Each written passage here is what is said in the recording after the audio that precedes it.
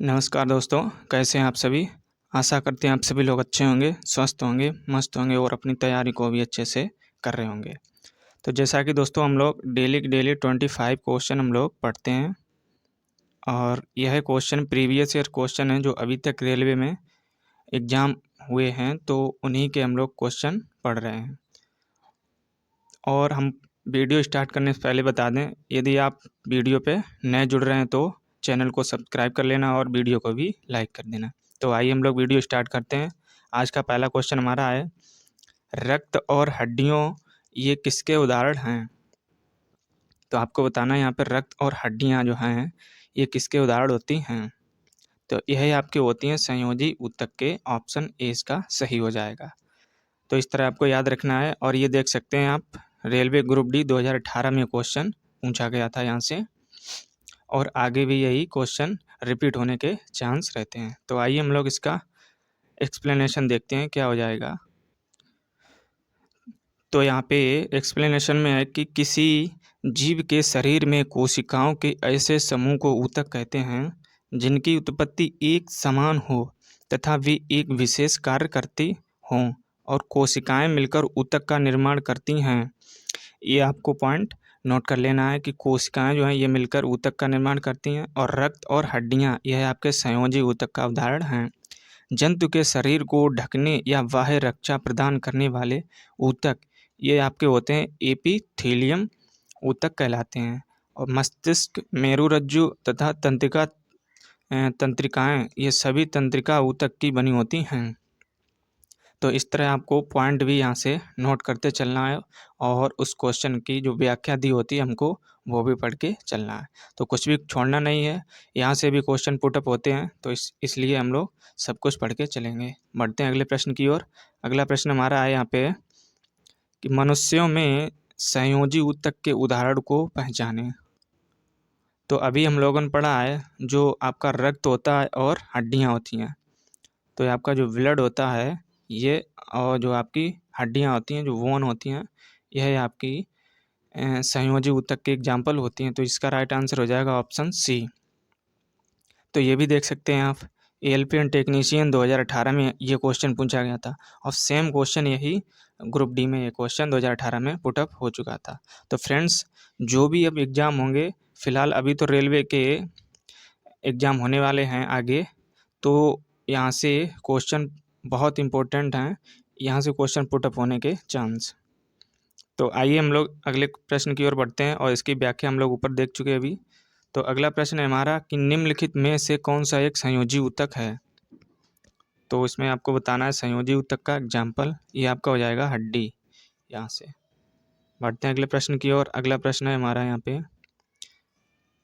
एक संयोजी ऊतक है, तो यहाँ पे बताना आपको एक संयोजी ऊतक क्या हो जाएगा।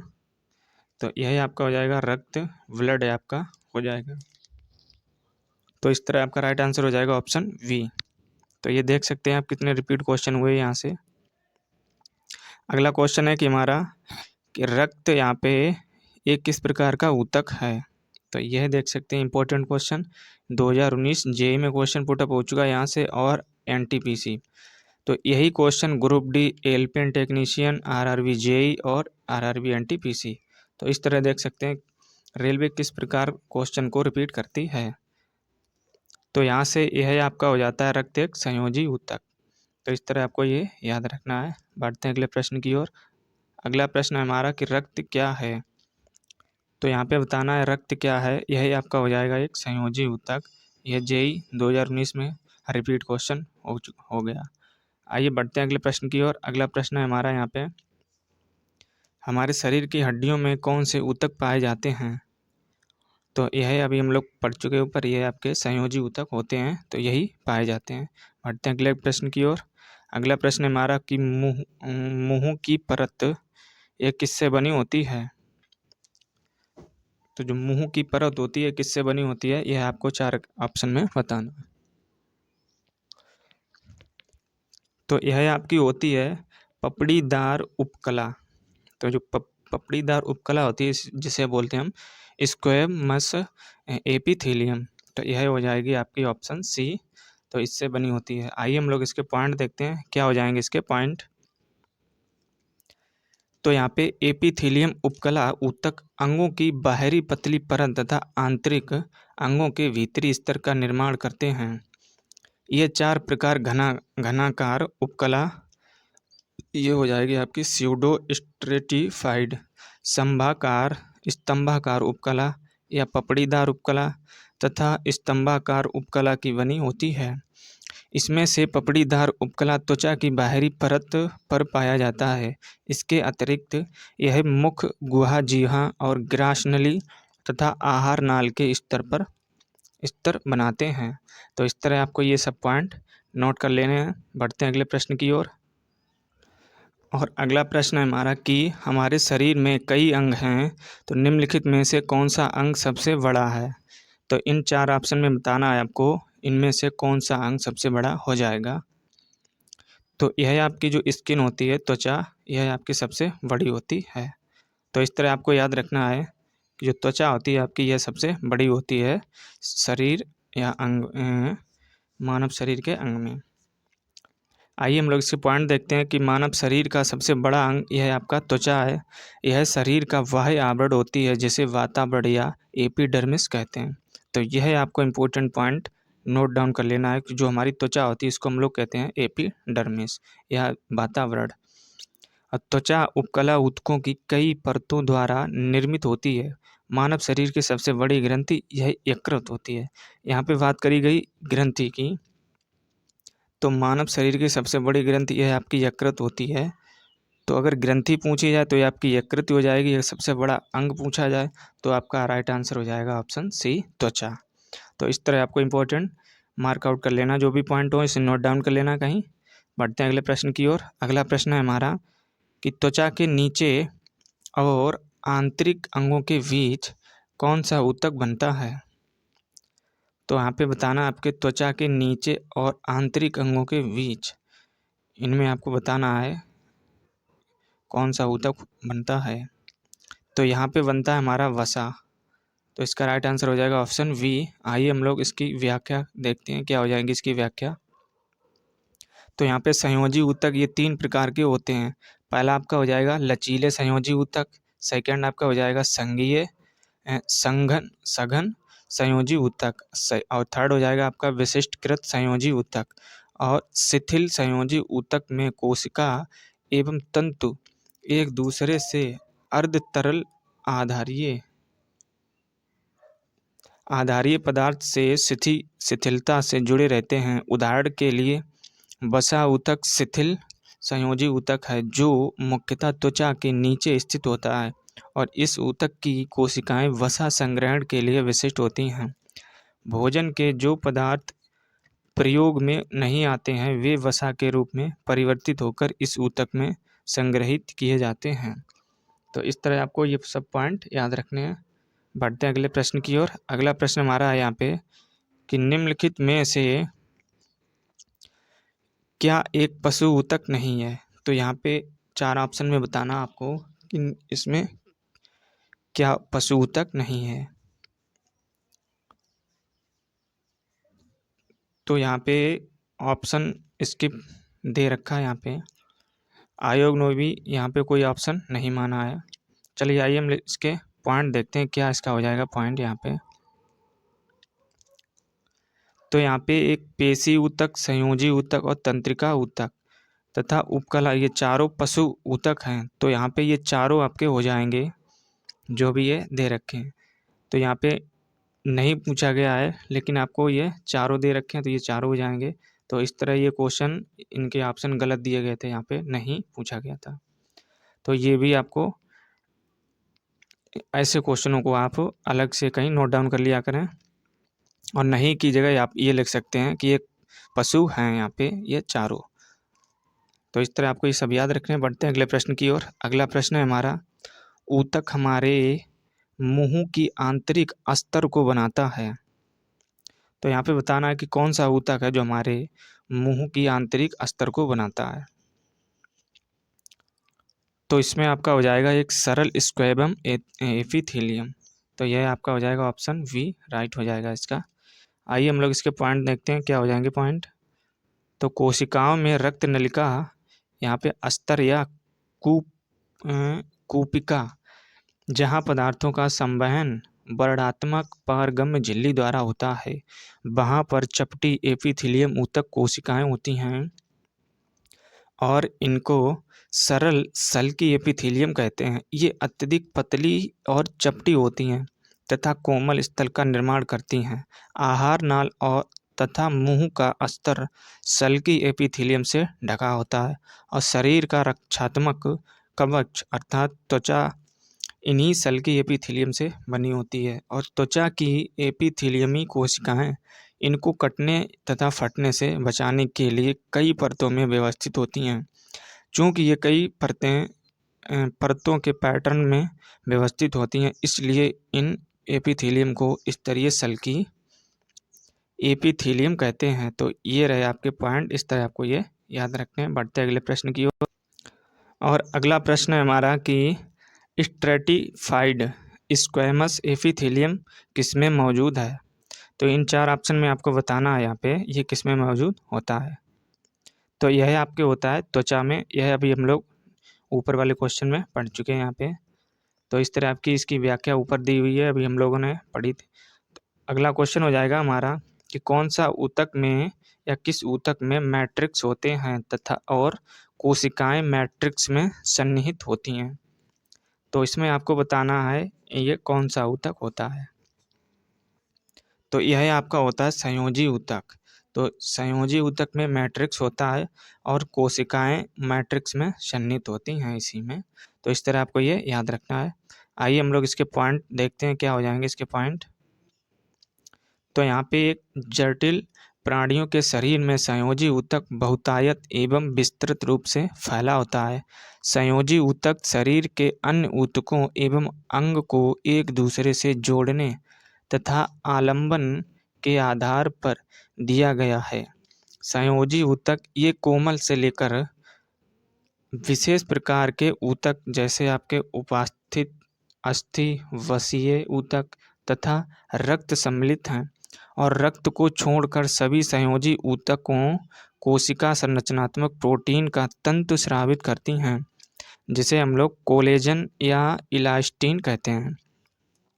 और ये ऊतक को शक्ति प्रत्यास्थता एवं लचीलापन प्रदान करते हैं। ये कोशिकाएं रूपांतरित पॉलीसैकेराइड भी स्रावित करती हैं, जो कोशिका और तंतु के बीच जमा होकर आधात्री का कार्य करती हैं। तो इस तरह ये याद रखने हैं। बढ़ते हैं अगले प्रश्न की ओर। अगला प्रश्न है हमारा पेशी ऊतक कितने प्रकार के होते हैं। तो आपको बताना है यहाँ पे ऊतकों के ये प्रकार, वो भी पेशी ऊतक के।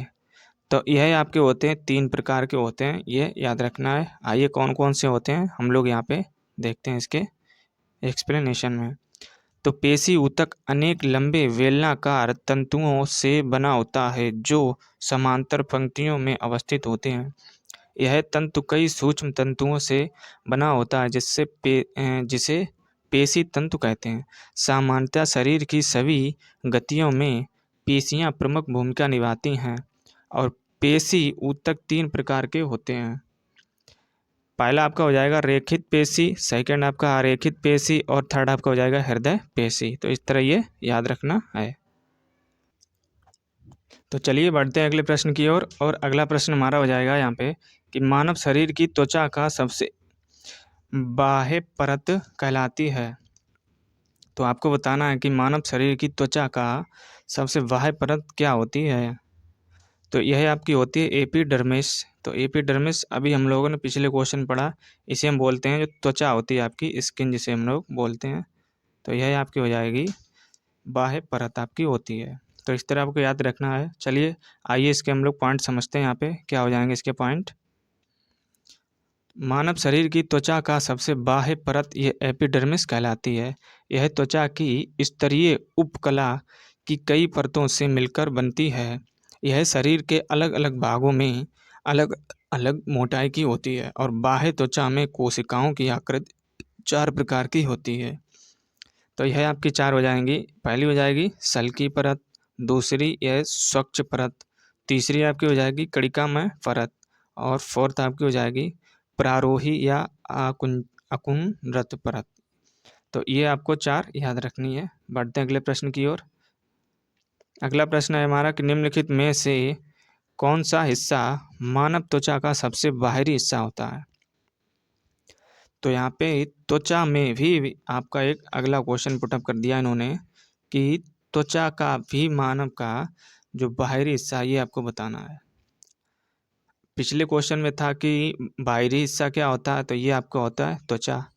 और फिर एनटीपीसी में यहाँ से क्वेश्चन इन्होंने पुटअप किया है कि त्वचा का भी बाहरी हिस्सा कौन सा होता है, तो यह आपका होता है एपिडर्मिस। तो इस तरह आपको याद रखना है यहाँ पे। चलिए बढ़ते हैं अगले प्रश्न की ओर। अगला प्रश्न है हमारा कि निम्नलिखित में से संयोजी ऊतक नहीं है। तो यहाँ पे बताना आपको संयोजी ऊतक नहीं है। तंत्रिका तंत्र ये आपका होता है, ये आपका एक ऊतक का भाग होता है।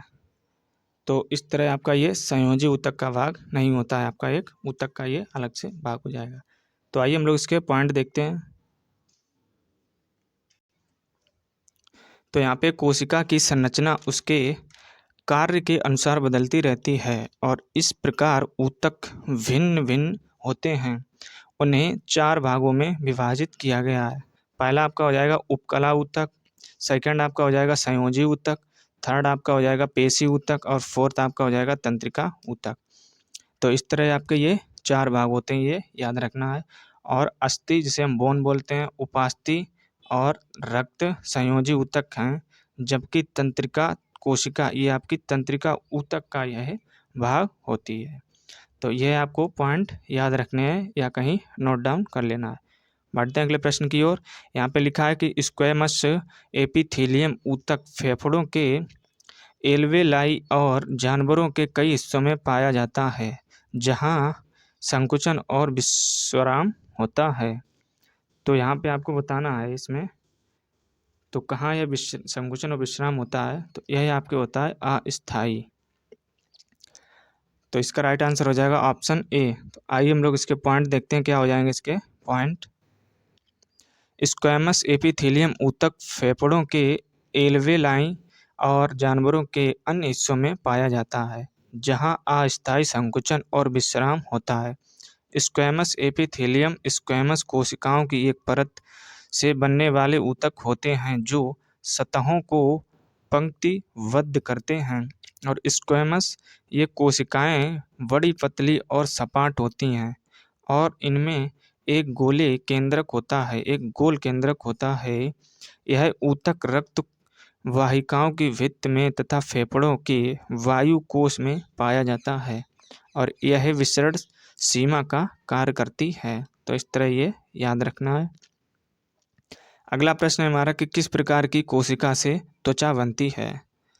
तो यह आपकी होती है अधिचर्म कोशिका। इसका राइट आंसर हो जाएगा ऑप्शन ए। आइए इसके पॉइंट देखते हैं हम। तो बाह्य त्वचा या अधिचर्म एकल कोशिका स्थूल होती है और उप त्वचा द्वारा आकृत होती है। और उप त्वचा यहाँ पे क्यूटिन नामक मोमी पदार्थ की जलरोधी परत है जो उप त्वचा या अधिचर्म कोशिकाओं द्वारा स्रावित की जाती है। और उप त्वचा की कोशिकाएं दीर्घित तथा चपटी होती हैं। इसमें कोई अंतराकोशिकीय अवकाश नहीं होता है। इनके अतिरिक्त भीतरी अवयव मृदु तक कोशिकाओं के समान होती है। तो ये सब याद रखने हैं आपको। बढ़ते हैं अगले प्रश्न की ओर। अगला प्रश्न है हमारा कि यहाँ पे ऊतक के प्रकार ग्रंथियाँ बनाते हैं। तो यहाँ पे कौन से ऊतक के प्रकार हैं यह ग्रंथियाँ बनाते हैं। तो यह आपके होते हैं एपिथेलिया। तो यहाँ पे ऑप्शन हो जाएगा राइट ऑप्शन वी। आइए हम लोग इसके पॉइंट देखते हैं क्या हो जाएंगे इसके पॉइंट। तो यहाँ पे जंतु के शरीर को ढकने या बाह्य रक्षा प्रदान करने वाले ऊतक को हम लोग उपकला ऊतक कहते हैं। त्वचा, मुंह, आहार नाल, रक्त वाहिनी, नली का अस्तर, फेफड़ों की कूपिका और वृक्कीय नली आदि सभी उपकला ऊतक से बने होते हैं। तो यह आपको कहीं नोट डाउन कर लेना है इन पॉइंटों को। और घनाकार उपकला ऊतक वृक्कीय नली तथा लार ग्रंथि की नली के अस्तर का निर्माण करती हैं, जहां यह उसे यांत्रिक सहारा प्रदान करता है। और यह उपकला कोशिकाएं प्रायः ग्रंथि कोशिका के रूप में अतिरिक्त विशेषता अर्जित करती हैं। जो उपकला ऊतक की सतह पर पदार्थों का स्राव कर सकती हैं। कभी कभी उपकला ऊतक का कुछ भाग अंदर की ओर मुड़ता है तथा एक बहुकोशिकीय ग्रंथि का निर्माण करता है और उन्हें हम लोग क्या बोलते हैं, ग्रंथि उपकला कहते हैं। तो इस तरह रहे ये पॉइंट आपके। अगला प्रश्न है हमारा कि जंतु कोशिकाओं में वृक्क को यांत्रिक समर्थन प्रदान करने के लिए किस एपिथेलियम इनकी आंतरिक परत निर्मित करता है। तो यह आपका होता है आयत फलकी, जिसे हम लोग बोलते हैं क्यूबाइडल। इसका राइट आंसर हो जाएगा ऑप्शन ए। तो इसकी व्याख्या अभी हम लोग ऊपर प्रश्न की पढ़ी थी, तो वही इसकी व्याख्या हो जाएगी। बढ़ते हैं अगले प्रश्न की ओर। तो यहाँ पे अगला प्रश्न है कि किस ऊतक के प्रकार ग्रंथियाँ बनाते हैं। तो अभी हम लोग ऊपर पढ़ चुके हैं, यह आपकी हो जाएंगी एपिथेलियम ऊतक। तो यहाँ पे जो एपिथेलियम ऊतक होता है यह ग्रंथियाँ बनाता है। इसका राइट आंसर हो जाएगा ऑप्शन बी, सही हो जाएगा। चलिए अगला क्वेश्चन है कि हमारा हिस्टामिन स्रावक कोशिकाएं किसमें पाई जाती हैं।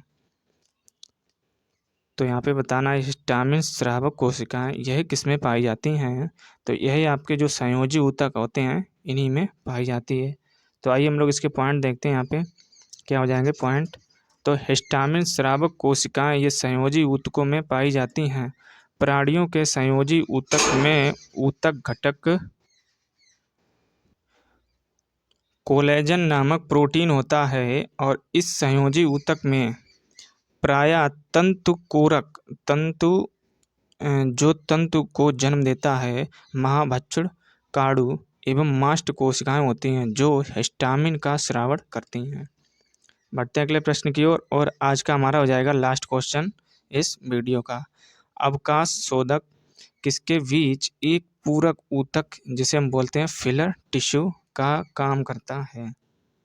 तो जो अवकाशोतक होता है आपका, यह किसके बीच पूरक ऊतक का काम करता है।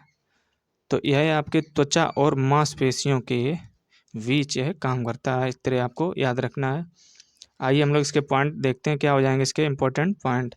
तो अवकाशवादी ऊतक शरीर में दूसरे संयोजी ऊतक की अपेक्षा अधिक पाया जाता है और यह ढीला ढाला ऊतक होता है और दूसरे ऊतकों को जोड़ने और सहारा देने का कार्य करता है।